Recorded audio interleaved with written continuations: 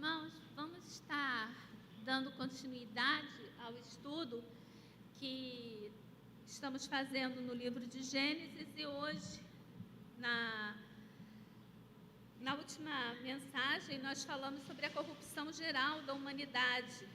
Quando Deus olha ali para a humanidade e vê que todo o desejo do seu coração era mau. Se formos dar uma recapitulada, a gente vai ver ali nos capítulos 1 e 2 a criação, Deus criando tudo, Deus criando o universo, Deus criando o homem, Deus criando a mulher. E a cada ato da criação, Deus dizia que era bom. Quando Deus criou o homem, Ele olhou e Ele viu que era muito bom. No capítulo 3, nós já vemos ali a queda do homem. Satanás induzindo Eva ao pecado, e a partir do capítulo 3, quando Deus então expulsa Adão e Eva do jardim, a gente vai ver ali os descendentes de Adão e Eva. A Bíblia vai dizer que Deus vai dizer para Eva e para Adão que da serpente, da semente da mulher, viria aquele que esmagaria a cabeça da serpente, e a semente da serpente feriria o calcanhar da semente da mulher.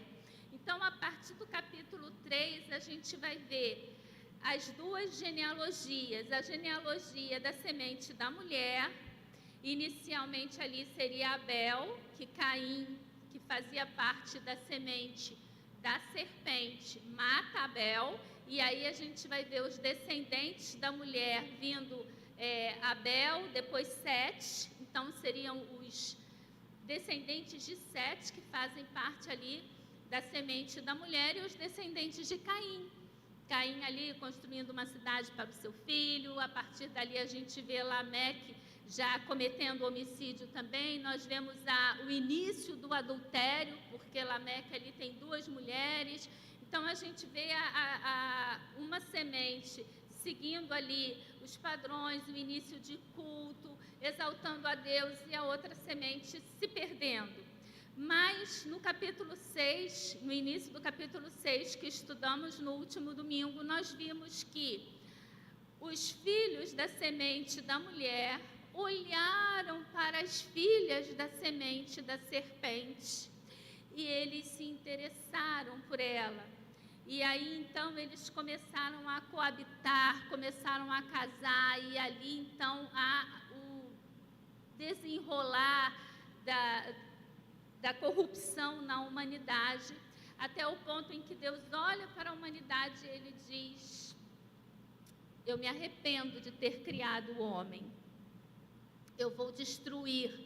E no capítulo 6, a gente vê Deus anunciando para Noé. Eu não vou fazer as leituras bíblicas para que a gente possa ganhar um pouco de tempo. Então Deus, a partir do versículo 11, Ele olha para a terra que estava corrompida, cheia de violência, e no versículo 13 Deus diz a Noé: resolvi dar cabo de toda a carne, porque a terra está cheia da violência dos homens. Eis que farei perecer juntamente com a terra. Vamos orar, irmãos, para então estarmos iniciando essa parte do estudo. Deus, nós pedimos a Tua direção, pedimos a Tua orientação. Abre as nossas mentes e os nossos corações, Senhor, nessa mensagem que é de cunho tão prático, ó Deus, que assim como o Senhor falou ao meu coração, o Senhor esteja falando ao coração de todos os que estarão ouvindo essa mensagem a respeito da importância de estarmos pregando a Tua palavra e de termos, ó Deus, em Cristo, a arca da nossa salvação. Amém. Irmãos, o que eu vou trazer nessa manhã, na verdade, ele não vai ter... eu não vou tirar dúvidas, eu não vou me propor aqui a tirar dúvidas. Eu fiquei pensando sobre qual a direção que eu daria para esse estudo, porque existem muitas dúvidas com relação ao dilúvio. Mas como que os animais entraram? Os animais entraram porque Deus guiou. Se os irmãos olharem lá o texto, vai ser bem claro que Deus enviou os animais a Noé. Os animais eram filhotes, seria o mais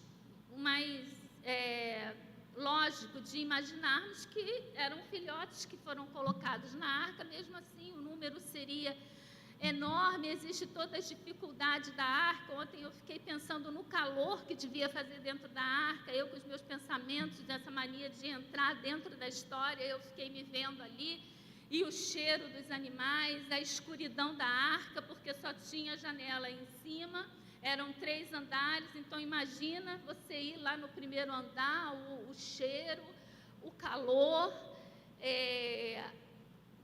a sujeira, o barulho, né? E isso tudo, os irmãos podem estar pensando, mas o que é isso, irmã? Eu quero que os irmãos vejam que a salvação, ela vem, Deus dá a salvação, mas nem tudo são flores. Consegue perceber? Deus deu a salvação ali para Noé. Deus viu que aquele homem era justo e que ele e sua família mereciam a salvação. Mas Deus não facilitou para ele construir a arca. Noé não era carpinteiro, Noé não era marceneiro, Noé não era arquiteto nem engenheiro. Mas ele teve que projetar. Ele teve que ir até onde tinha as árvores, ele teve que cortar as árvores, retirar, ele teve que limpar aquela madeira para que ele pudesse começar aquela construção. Ele teve que pegar o piso para poder betumar toda aquela arca. Então, teve muito trabalho. Eu fiquei imaginando se Noé pagava alguém para fazer algum tipo de serviço, mas a Bíblia não relata que Noé era rico. Noé era agricultor. Então, ele ainda tinha que ter o tempo e os filhos dele também para cuidar da sobrevivência deles, da subsistência deles. E isso tudo, irmãos, e a Bíblia vai relatar que durante todo o tempo, Noé pregou. Noé pregou para aquelas pessoas que o fim estava se aproximando, que já estava determinado o fim daquele mundo que eles conheciam e que para que eles pudessem ser salvos, eles teriam que embarcar na arca. Isso tudo levou 120 anos. 120 anos. Deus anuncia a Noé que vai destruir, ele manda Noé começar, e isso tudo fala muito para os nossos dias, porque vivemos um tempo difícil, um tempo em que, devido às teologias que são pregadas, às heresias que são pregadas, muitas das vezes nós temos um pensamento completamente errôneo com relação ao agir de Deus, porque nós achamos que somos protegidos. Eu vejo muito crente postar lá aquele negócio, uma mãozinha lá, como se fosse de Jesus, passando sangue na porta, porque aí o coronavírus não vai entrar. Irmãos, lamento dizer que se tiver que entrar, ele vai entrar, porque a graça de Deus, ela se distribui de uma forma como o orvalho caindo sobre a hortaliça. Não tem diferença do alface, do agrião, da rúcula, cai sobre todos. Se você pensa que sua casa vai ser protegida porque você é salvo, então você está se achando merecedor, você está se achando bom, melhor do que o outro. Porque aí na sua casa não entra e na casa do outro entra.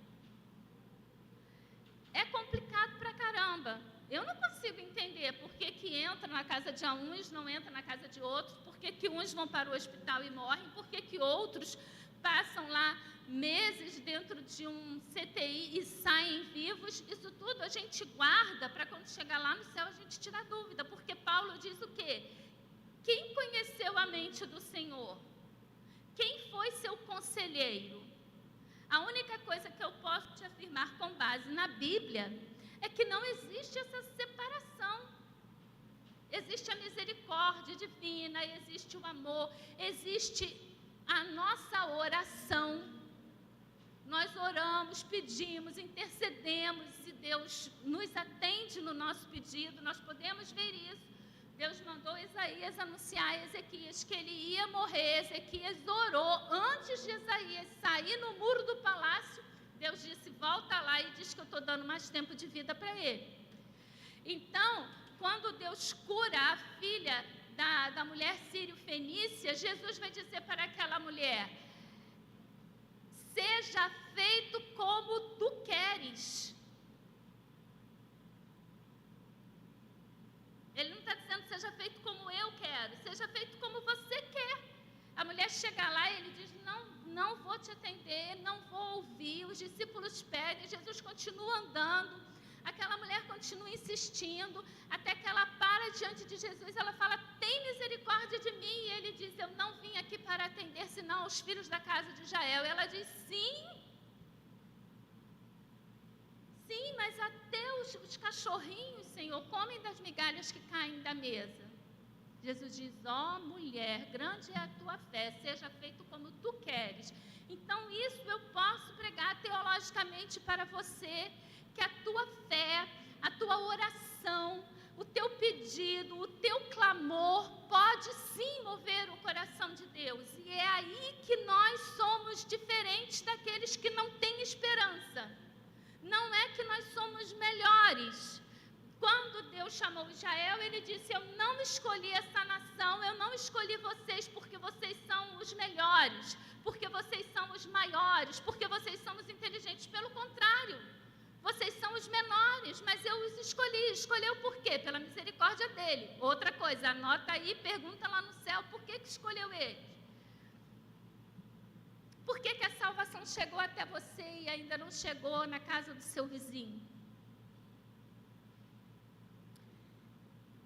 Precisamos entender essas coisas para que possamos, irmãos, passar por esses dias que estamos passando sem deixar esmorecer a nossa fé, sem que a nossa cabeça entre em colapso. Nós temos visto muitas pessoas abandonando a fé. Muitas pessoas que deveriam estar aqui, que podem, que têm saúde e poderiam estar aqui e não estão.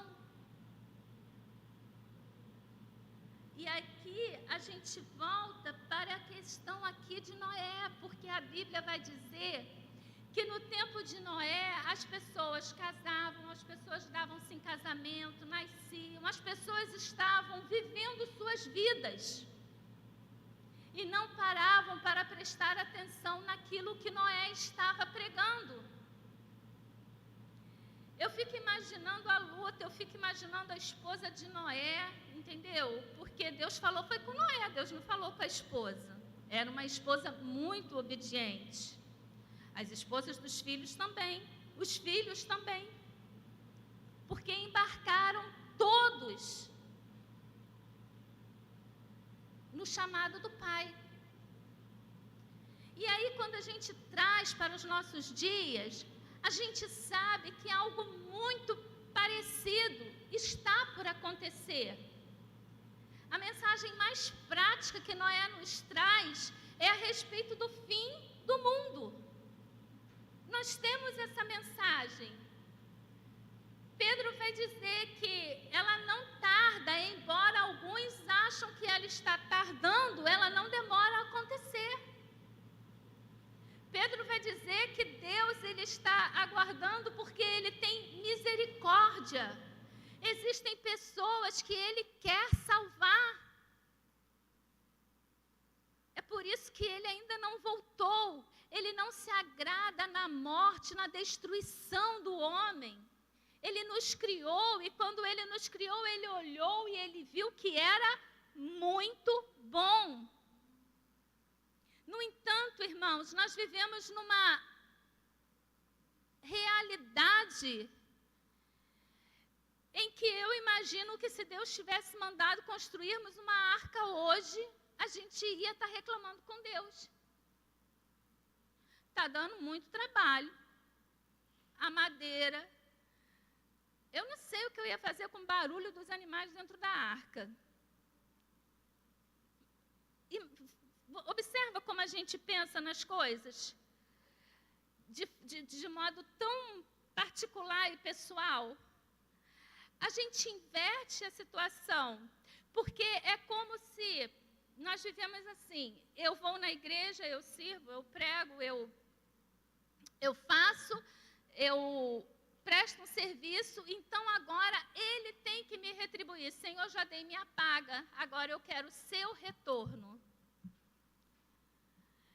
Infelizmente, essa teologia da prosperidade, ela entra assim dentro das nossas mentes, e quando nós nos pegamos assim de surpresa, a gente vê esse tipo de pensamento em nossa cabeça. Eu sei que eu tenho uma frase que eu tenho evitado falar, mas eu costumava muito falar. Eu dizia: eu não mereço isso. Olha a pretensão da cidadã: eu não mereço isso. Eu não mereço passar por isso. Eu não preciso passar por isso.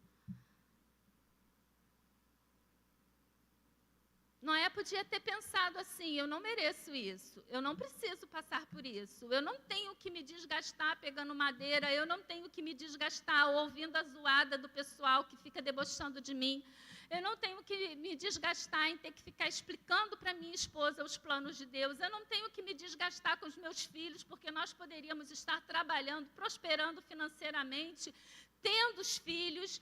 Eu não preciso disso. E ele teria perecido com toda a humanidade de então. Ele foi salvo porque Deus olhou e viu que ele era justo. Ele era perfeito? Não. Quando a gente for seguir adiante, nos próximos sermões, a gente vai ver ali. Noé planta uma vinha, Noé se embebeda, Noé fica nu. Tem toda uma situação ali que precisa ser explicada e falada. Noé não era perfeito, mas Deus viu que Noé era obediente. Quando ele olhar para você, ele vai ver você de que forma? Ele vai te ver obediente, disposto a cumprir aquilo que ele tem planejado para você?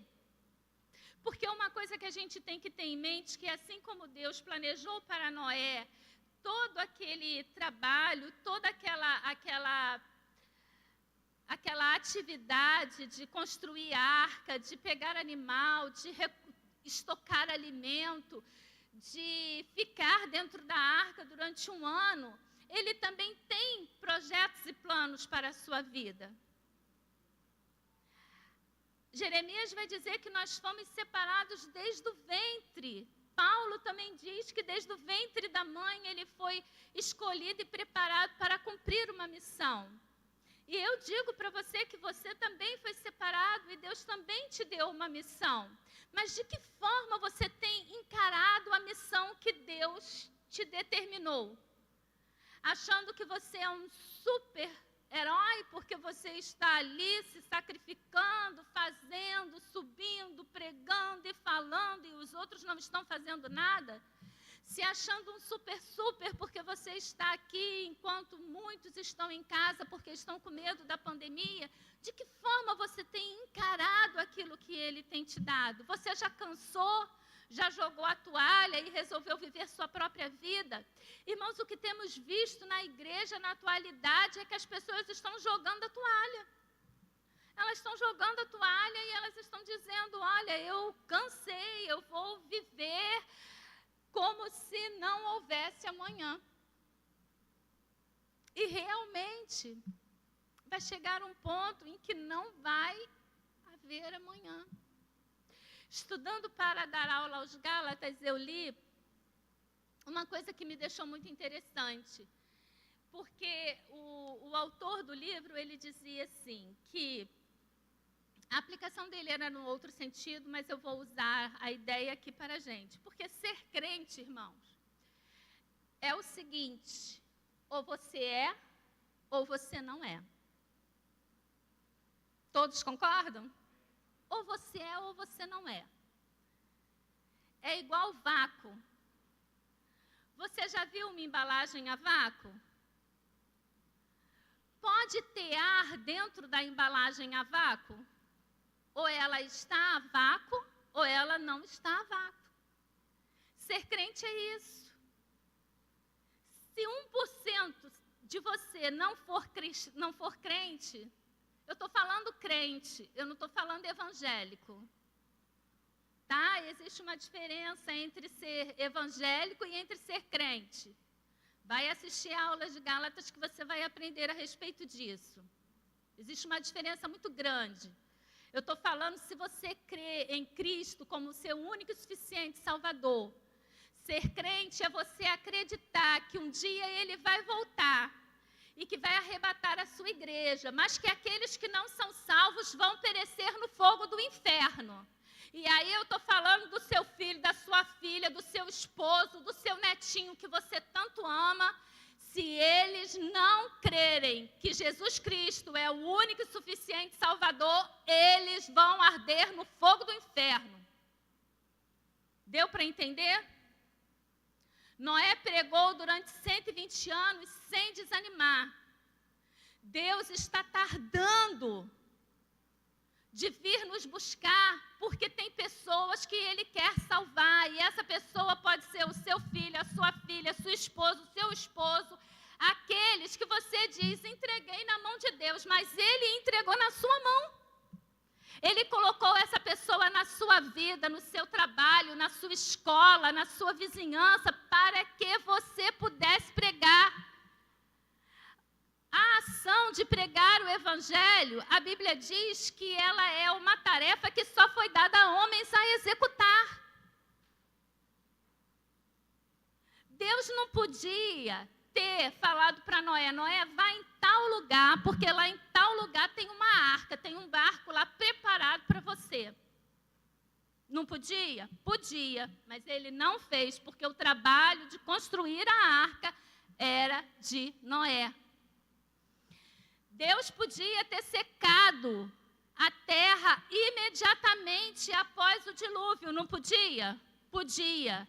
Mas Noé ficou, o dilúvio levou 40 dias e 40 noites. Quando as águas jorraram, a Bíblia diz que veio água do céu, como veio água de todos os firmamentos, e encheu a terra até 7 metros acima do monte mais alto. 40 dias apenas. Até seria suportável, mas ele teve que ficar um ano esperando a água secar.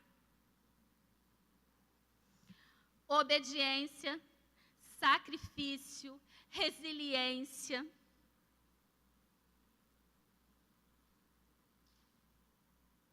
São coisas que nós precisamos ter enquanto cristãos. Ah, mas eu já falei, eu já preguei, eu já expliquei, mas ele não quer saber. A gente tem que continuar falando. É nosso papel, a gente precisa continuar orando. A gente precisa continuar fazendo aquilo que nos cabe fazer. Principalmente com aqueles irmãos que não têm Cristo. Quando eu vejo a notícia e vejo lá que são quase 350 mil brasileiros, e eu fico pensando, Senhor, quantos não têm a salvação?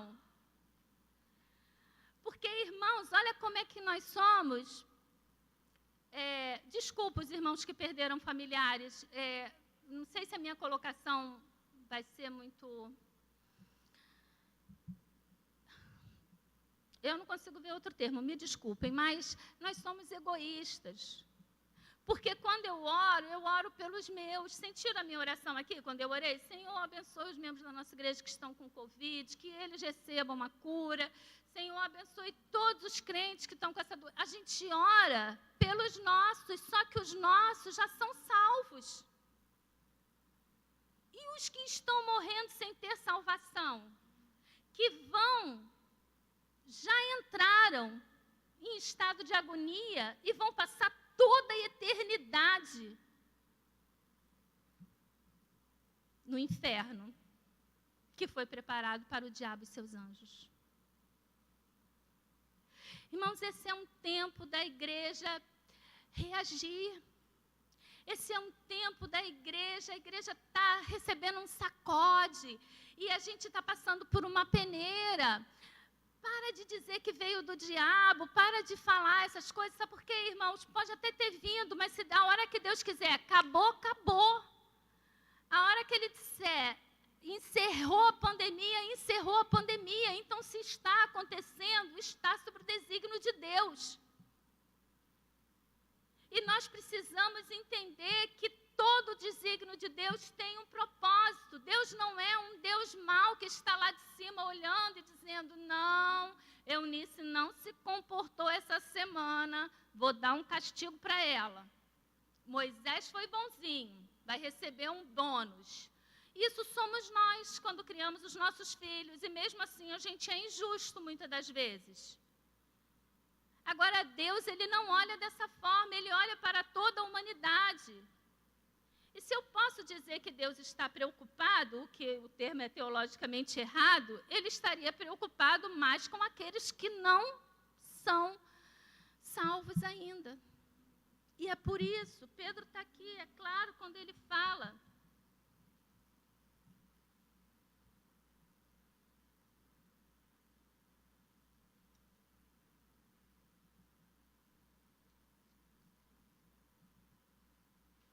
Lá em 2 Pedro, capítulo 2, versículo 5, ele diz, não poupou o mundo antigo, mas preservou a Noé, pregador de justiça, e mais 7 pessoas, quando fez vir o dilúvio sobre o mundo dos ímpios.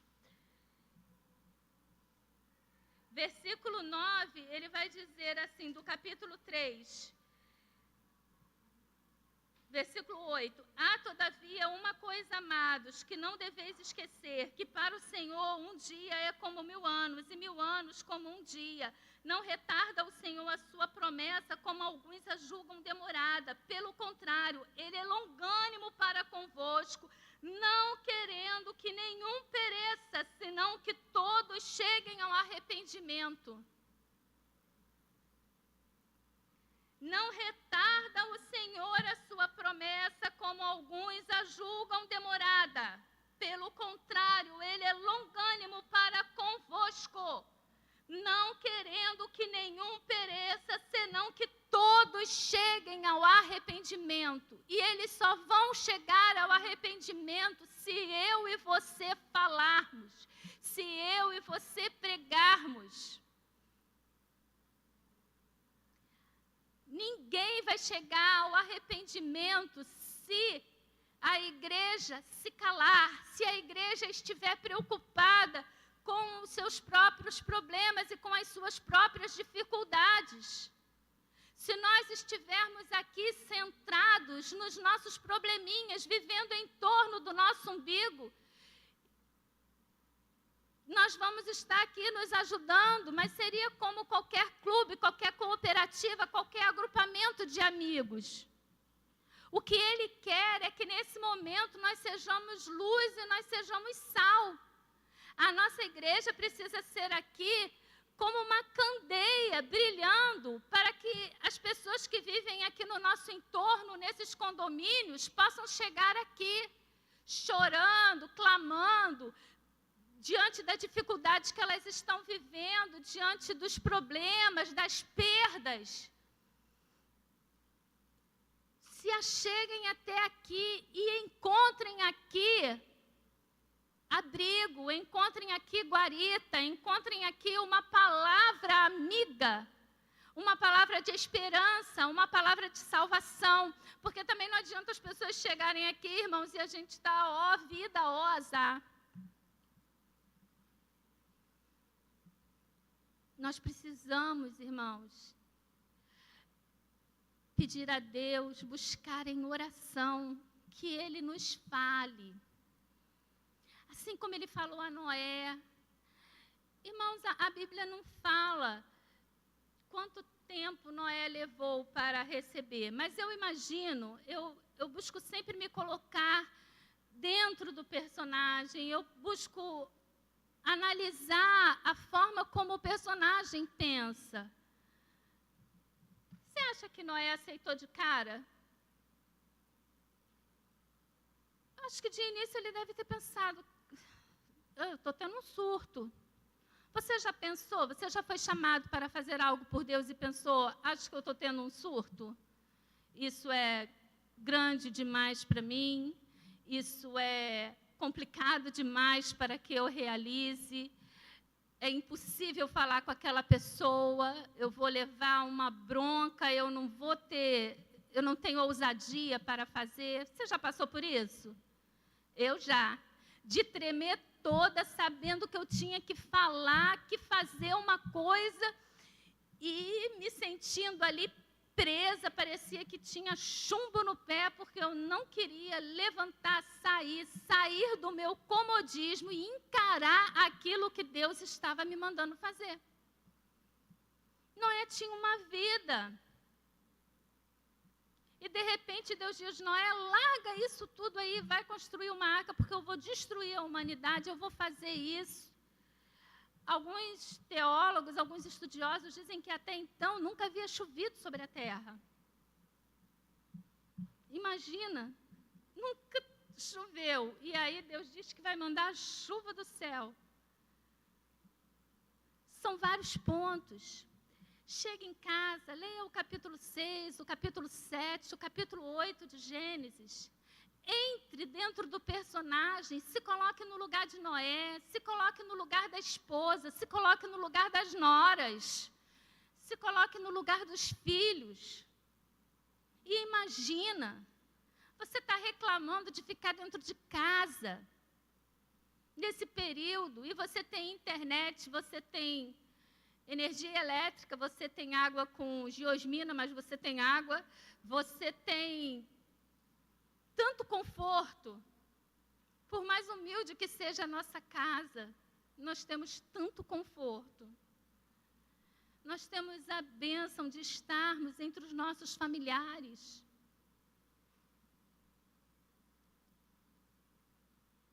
Irmãos, a mensagem, ela é essa.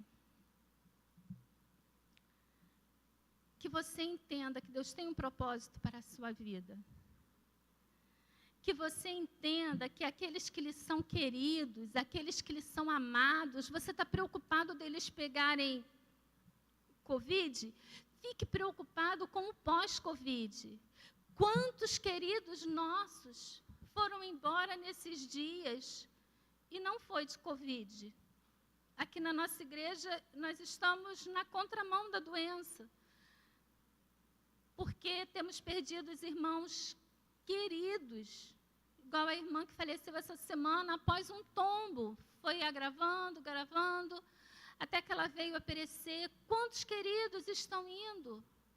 Embora, devido a um câncer que descobriu durante o período da pandemia, devido a uma doença.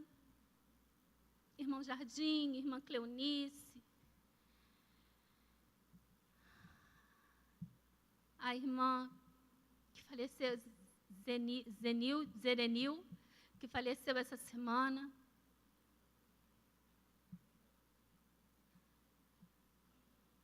A mãe da irmã Elzinha, a irmã Elvira, tantos irmãos que não foi de Covid.